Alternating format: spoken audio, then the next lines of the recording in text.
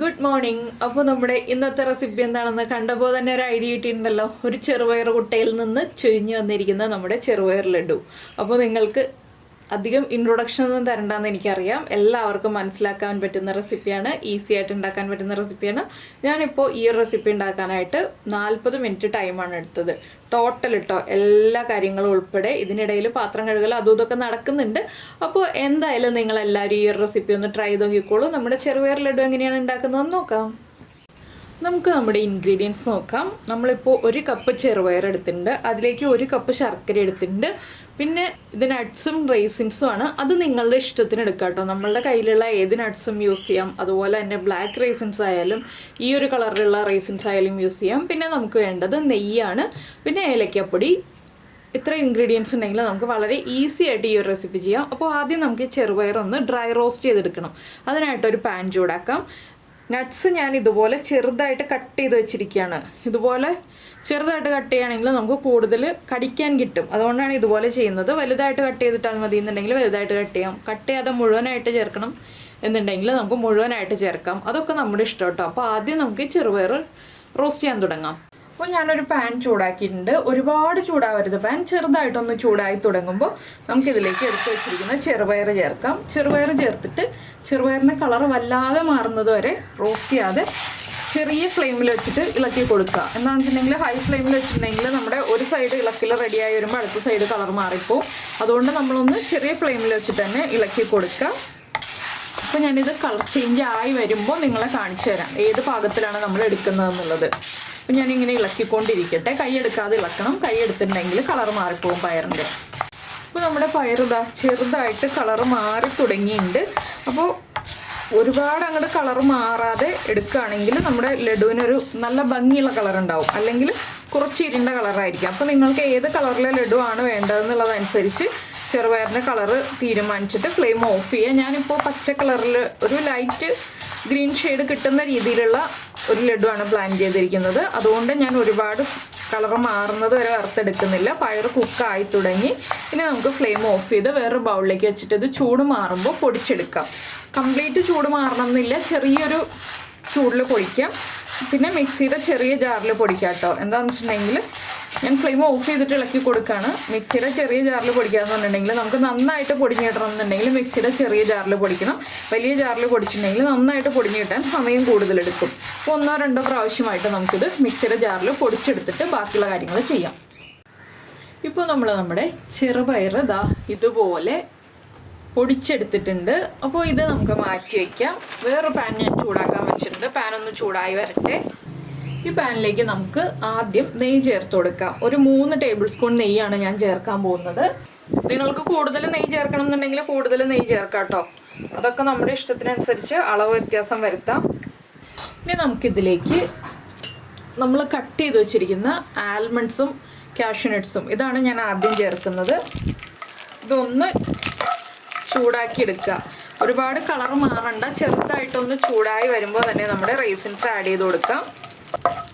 അപ്പോൾ നിങ്ങൾ വലുതായിട്ടാണ് ചേർക്കുന്നതെങ്കിലും ഇതുപോലെ തന്നെ ആദ്യം ആൽമണ്ട്സും കാഷ്യൂനട്ട്സും അല്ലെങ്കിൽ പിസ്തയോ ഏതാണെന്ന് വെച്ചിട്ടുണ്ടെങ്കിൽ ആഡ് ചെയ്യുന്നത് ആദ്യം ആഡ് ചെയ്ത് ഒന്ന് ചൂടായി വരുമ്പോൾ നമ്മൾ അടുത്ത ഇൻഗ്രീഡിയൻ്റ് ആഡ് ചെയ്ത് കൊടുക്കുക. എന്താണെന്ന് വെച്ചിട്ടുണ്ടെങ്കിൽ നമ്മൾ റൈസിൻസ് ചേർക്കുന്നുണ്ടെങ്കിൽ റൈസിൻസിൻ്റെ കുക്കിംഗ് ടൈം വ്യത്യാസമുണ്ട്. അതുകൊണ്ടാണ് നമ്മളിങ്ങനെ എടുത്ത് പറയുന്നത്.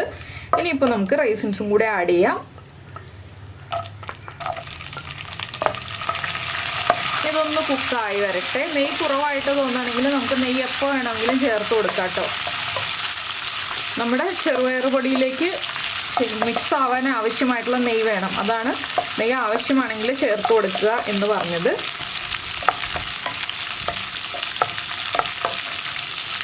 ഇത് കണ്ടോ, കാഷ്യൂനട്ടിൻ്റെയും ആൽമണ്ട്സിൻ്റെയും കളർ ഒരുപാട് മാറിപ്പോവാതെ തന്നെ നമ്മുടെ റൈസിൻസും റെഡിയായി വന്നിട്ടുണ്ട്. ഇനി നമ്മൾ ഇതിലേക്ക് ചേർക്കുന്നത് നമ്മുടെ ചെറുപയർ പൊടിച്ചതാണ്. ഇത് കുറച്ചായിട്ട് ചേർത്തിട്ട് ഇളക്കി കൊടുക്കുക. ഞാൻ ലോ ഫ്ലെയിമിലാണ് വെച്ചിട്ടുള്ളത്, ഹൈ ഫ്ലെയിമിലല്ല. ഹൈ ഫ്ലെയിമിൽ വെച്ചിട്ടുണ്ടെങ്കിൽ വേഗം തന്നെ പൊടി കരിഞ്ഞു പോവും. അപ്പോൾ നമ്മൾ ലോ ഫ്ലെയിമിൽ വെച്ചിട്ട് ഒന്ന് മിക്സ് ചെയ്തെടുക്കുക. നെയ്യ് നന്നായിട്ട് ചെറുപയറിലേക്ക് അബ്സോർബ് ആവണം. ഇനി നന്നായിട്ട് ഇളക്കുക. ഒരു മീഡിയം ഫ്ലെയിമിലാക്കി വയ്ക്കാം. നമുക്ക് കൈയെടുക്കാതെ ഇളക്കി കൊടുക്കണം.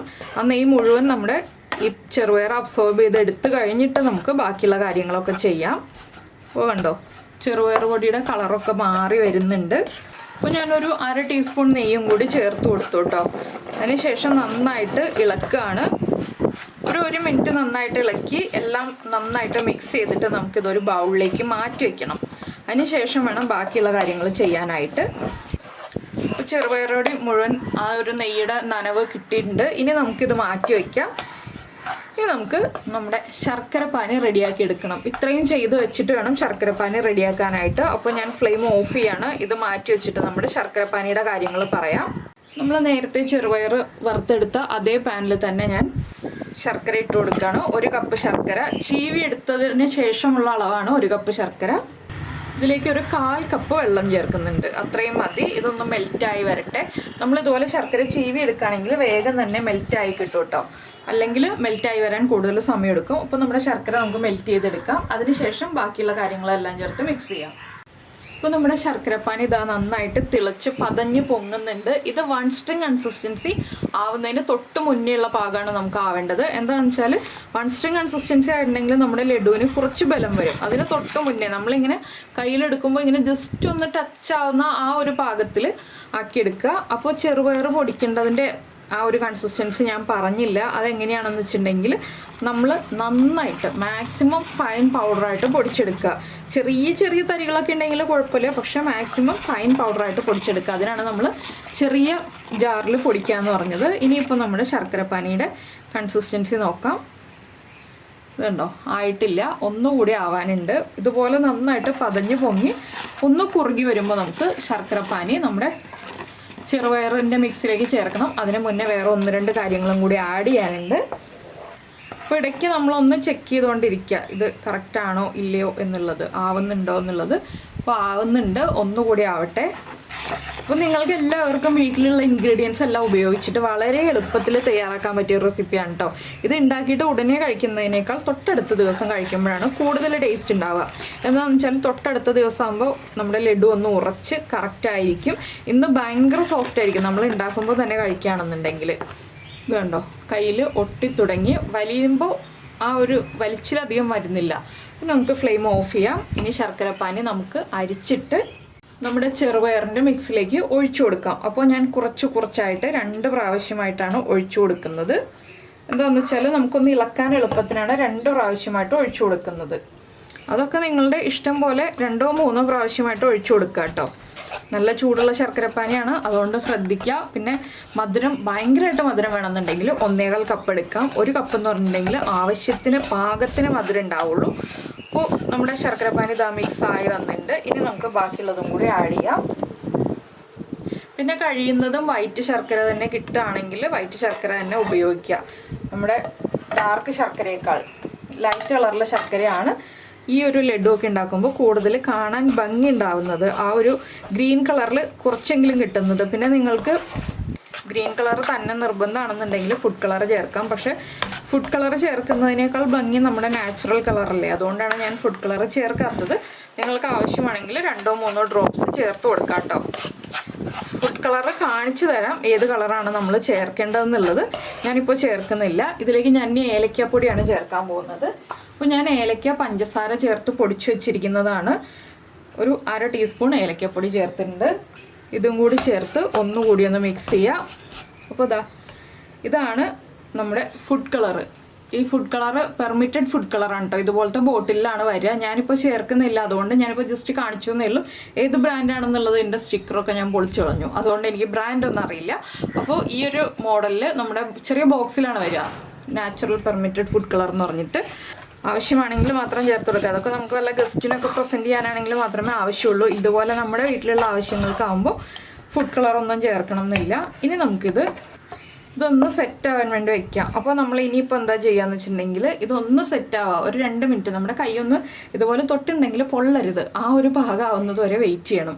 അതിനുശേഷം വേണം നമ്മൾ ഇളക്കി മിക്സ് ചെയ്ത് ഏലക്കപ്പൊടിയൊക്കെ ചേർത്ത് നന്നായിട്ട് കുഴച്ചെടുത്തിട്ട് ബാക്കിയുള്ള കാര്യങ്ങൾ ചെയ്യാനായിട്ട്. അപ്പോൾ അതൊന്ന് സെറ്റായി വരട്ടെ.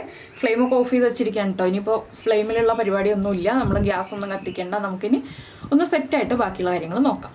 അപ്പോൾ നമ്മുടെ ചെറുപയറിൻ്റെ മിക്സ് ഒന്ന് സെറ്റായി വന്നിട്ടുണ്ട്. മേളിൽ കിടക്കുന്നത് ഏലക്കപ്പൊടിയാണ് കേട്ടോ. ഏലക്കപ്പൊടി ലാസ്റ്റ് ആ ടിന്നിലുണ്ടായത് മുഴുവൻ ഞാൻ ഇട്ടുവെന്നേ ഉള്ളൂ. അത് വളരെ ചെറിയൊരു അളവേ ഉണ്ടായുള്ളൂ, ഒരുപാടൊന്നുമില്ല. ഇനിയിപ്പോൾ നമുക്കൊന്ന് ഇളക്കി മിക്സ് ചെയ്തതിന് ശേഷം കൈകൊണ്ട് തന്നെ നന്നായിട്ടൊന്ന് കുഴച്ച് മിക്സ് ചെയ്യണം.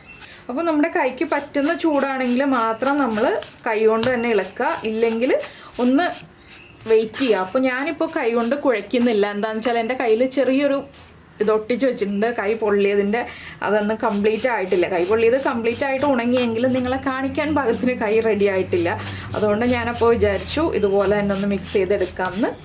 ഇതുപോലെ നന്നായിട്ടൊന്ന് മിക്സ് ചെയ്തെടുക്കുക. നിങ്ങൾ കൈ കൊണ്ട് നന്നായിട്ട് കുഴയ്ക്കുക കേട്ടോ, നന്നായിട്ട് കുഴച്ച് പൊടിച്ചെടുക്കുക. അപ്പോൾ നമ്മൾ കൈ കൊണ്ടല്ലേ ഉരുട്ടാൻ പറ്റുള്ളൂ എന്ന് നിങ്ങൾ ചോദിച്ചിട്ടുണ്ടെങ്കിൽ ശരിയാണ്, കൈ കൊണ്ട് തന്നെ ഉരുട്ടാൻ പറ്റുള്ളൂ.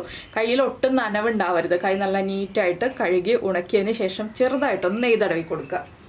ചെറിയൊരളവിൽ, ഞാനിപ്പോൾ 2 വിരലിൽ നെയ്യ് എടുത്തിട്ടുള്ളൂ. ചെറിയൊരളവിൽ നെയ്യൊന്ന് തടവിയിട്ട് നമുക്ക് ഇളം ചൂടിൽ ഇതുപോലെ ചെറിയ ബോൾസായിട്ട് ഉരുട്ടിയെടുക്കാം. ചൂടിൽ ഉരുട്ടിയില്ലെങ്കിൽ നമുക്ക് കറക്റ്റായിട്ട് ഉരുട്ടാൻ പറ്റില്ല കേട്ടോ. ചെറിയ ചൂട് കൂടുതലുണ്ട്, അതുകൊണ്ടാണ് ഞാൻ ഇടയ്ക്കൊന്ന് വെച്ചത്. അപ്പോൾ ഇതുപോലെ ചെയ്യുകയാണെങ്കിൽ, എൻ്റെ കൈ പൊള്ളിയിട്ടാണ് ഞാൻ താഴെ വെച്ചത്. ഇതുപോലെ ചെയ്യുകയാണെങ്കിൽ നമുക്ക് ആൽമണ്ട്സും കാഷ്യൂനട്ട്സും നമ്മുടെ റേസിൻസും ഒക്കെ കഴിക്കാൻ കിട്ടുകയും ചെയ്യും. നമ്മുടെ ലഡു കാണാനൊരു ഭംഗി ഉണ്ടാവുകയും ചെയ്യും. ഇപ്പോൾ നല്ല സോഫ്റ്റ് ലഡു ആണ്. ഇതിനി ഒന്ന് ഉറച്ച് വരണം. ഇപ്പോൾ കറക്റ്റ് ഷേപ്പ് ആവില്ല കേട്ടോ. എന്താണെന്ന് വെച്ചാൽ നമ്മൾ പിടിക്കുന്നതനുസരിച്ച് ചെറുതായിട്ട് ഷേപ്പൊക്കെ വ്യത്യാസം വരും. ഇതൊന്ന് ഉറച്ച് വന്നിട്ട് നമുക്ക് ഒരു എയർ ടൈറ്റ് ആയിട്ടുള്ള കണ്ടെയ്നറിൽ എടുത്ത് വയ്ക്കാം. 1, 2, 3 ദിവസം കഴിഞ്ഞാലും നമ്മുടെ ലഡു സോഫ്റ്റ് ആയിട്ട് തന്നെ ഇരിക്കും. ഭയങ്കര ഹാർഡായി പോവില്ല. എന്താണെന്ന് വെച്ചിട്ടുണ്ടെങ്കിൽ നമ്മൾ ചെറുപയർ നന്നായിട്ട് പൊടിക്കുന്നതുകൊണ്ടാണ് സോഫ്റ്റ് ആയിട്ട് ഇരിക്കുന്നത്. കുറച്ച് തരിതരിപ്പായിട്ട് പൊടിക്കുകയാണെങ്കിൽ കുറച്ച് ഹാർഡായിരിക്കും. അത് നമ്മൾ പൊടിക്കുന്നതനുസരിച്ചിരിക്കും. അപ്പോൾ എന്തായാലും ഇതിപ്പോൾ അധിക ദിവസം എടുത്ത് വയ്ക്കാനുള്ള ക്വാണ്ടിറ്റി ഒന്നുമില്ല, ചെറിയൊരു ക്വാണ്ടിറ്റിയേ ഉള്ളൂ. ഒരു 2-3 പേര് കഴിക്കാനുണ്ടെന്നുണ്ടെങ്കിൽ നമുക്ക് വേഗം തീർക്കാവുന്ന ക്വാണ്ടിറ്റി ഉള്ളൂ കേട്ടോ. അപ്പോൾ ഇതുപോലെ ഞാൻ എല്ലാ ലഡുവും റെഡിയാക്കി എടുക്കട്ടെ. അതിന് ശേഷം നമുക്ക് കാണാം ബാക്കി എങ്ങനെയുണ്ട് നമ്മുടെ ലഡു ഇരിക്കുന്നതെന്നുള്ളത്. അപ്പോൾ നമ്മുടെ ലഡു എല്ലാം നമ്മളിതാ ഉരുട്ടി റെഡിയാക്കി എടുത്തിട്ടുണ്ട്. അപ്പോൾ നന്നായിട്ട് ചൂട് മാറുന്നതിന് മുന്നേ കംപ്ലീറ്റ് ഉരുട്ടി തീർക്കണം കേട്ടോ. ഇല്ലെങ്കിൽ നിങ്ങൾ ജസ്റ്റ് ഒന്ന് ചൂടാക്കുക. എന്താണെന്ന് വെച്ചിട്ടുണ്ടെങ്കിൽ ശർക്കര ആയതുകൊണ്ട് നന്നായിട്ട് ചൂട് മാറിക്കഴിഞ്ഞിട്ടുണ്ടെങ്കിൽ നമ്മൾ നന്നായി ബലം പിടിച്ചാലേ ഉരുട്ടാൻ പറ്റുള്ളൂ. അപ്പോൾ കുറച്ച് ബലം കൊടുത്ത് തന്നെ ഉരുട്ടിയെടുക്കുക. അപ്പോൾ എല്ലാവർക്കും ഈ ഒരു റെസിപ്പി ഇഷ്ടമായി എന്നുണ്ടെങ്കിൽ ഒന്ന് കമൻറ്റ് ചെയ്യാനും ലൈക്ക് ചെയ്യാനും മറന്നു പോയത്. അതുപോലെ തന്നെ നിങ്ങൾ ഉണ്ടാക്കി നോക്കുമെന്ന് വിചാരിക്കുന്നു. കുട്ടികൾക്കൊക്കെ വൈകുന്നേരം സ്നാക്കായിട്ട് കൊടുക്കാൻ പറ്റിയ നല്ലൊരു പലഹാരമാണ്. പ്രോട്ടീൻ റിച്ച് ആയിട്ടുള്ള ചെറുപയർ ഉപയോഗിച്ച് നമുക്ക് ഇതുപോലെ വ്യത്യസ്തമായ പലഹാരങ്ങൾ ഉണ്ടാക്കാം. ഇത് മാത്രമല്ല കേട്ടോ, നമ്മൾ തേങ്ങ ചേർത്തിട്ടും ചെറുപയർ ലഡു ഉണ്ടാക്കാറുണ്ട്. ആ റെസിപ്പി ഞാൻ നേരത്തെ ചെയ്തിട്ടുണ്ട്. നീതാസ് ടേസ്റ്റ്ലാൻഡ് ചെറുപയർ ലഡു എന്ന് പറഞ്ഞിട്ട് സെർച്ച് ചെയ്തിട്ടുണ്ടെങ്കിൽ നിങ്ങൾക്ക് ആ ഒരു റെസിപ്പി കിട്ടും. തേങ്ങയൊക്കെ ചേർത്തിട്ടുള്ള ലഡു. അപ്പോൾ തേങ്ങ ചേർക്കാതെ എളുപ്പത്തിൽ കുറച്ച് ഇൻഗ്രീഡിയൻസ് ഉപയോഗിച്ച് ചെയ്യുന്ന രീതിയാണ് ഇത്. അപ്പോൾ നിങ്ങൾക്ക് ഏത് റെസിപ്പിയാണോ ഇഷ്ടം ആ റെസിപ്പി ഫോളോ ചെയ്തിട്ട് ഉണ്ടാക്കാം. അപ്പോൾ എന്തായാലും നമ്മുടെ ചാനൽ ആദ്യമായിട്ട് കാണുകയാണെങ്കിൽ നമ്മുടെ വീഡിയോ പ്രസൻറ്റ് ചെയ്യുന്ന രീതിയൊക്കെ ഇഷ്ടമായി എന്നുണ്ടെങ്കിൽ നമ്മുടെ ചാനലൊന്ന് സബ്സ്ക്രൈബ് ചെയ്ത് സപ്പോർട്ട് ചെയ്യണേ. സബ്സ്ക്രൈബ് ചെയ്യുന്നതിന് ഈ വീഡിയോയുടെ താഴെയുള്ള റെഡ് സബ്സ്ക്രൈബ് ബട്ടൺ ഒന്ന് ക്ലിക്ക് ചെയ്യുക. അതിൻ്റെ റൈറ്റ് സൈഡിലുള്ള ബെൽ ഐക്കണും ക്ലിക്ക് ചെയ്യുക. അപ്പോൾ ഓൾ എന്ന് പറഞ്ഞിട്ടൊരു ഓപ്ഷൻ കാണാം. ആ ഓളും കൂടി പ്രസ് ചെയ്തിട്ടുണ്ടെങ്കിൽ ഞാൻ എപ്പോഴും വീഡിയോ അപ്ലോഡ് ചെയ്യുമ്പോൾ നിങ്ങൾക്ക് നോട്ടിഫിക്കേഷൻ വരും. പിന്നെ ഈ ഒരു അളവിൽ എടുക്കുകയാണെന്നുണ്ടെങ്കിൽ, ഞാൻ പറഞ്ഞ ഈ എല്ലാ അളവുകളും കൃത്യമായിട്ട് നിങ്ങൾ എടുക്കുകയാണെന്നുണ്ടെങ്കിൽ 13 ലഡു ഉണ്ടാക്കാം കേട്ടോ ഈ ഒരു വലുപ്പത്തിൽ. അപ്പോൾ എല്ലാവരും ട്രൈ ചെയ്ത് നോക്കാം. നമുക്ക് നമ്മുടെ അടുത്തൊരു റെസിപ്പിയുമായിട്ട് നാളെ കാണാം.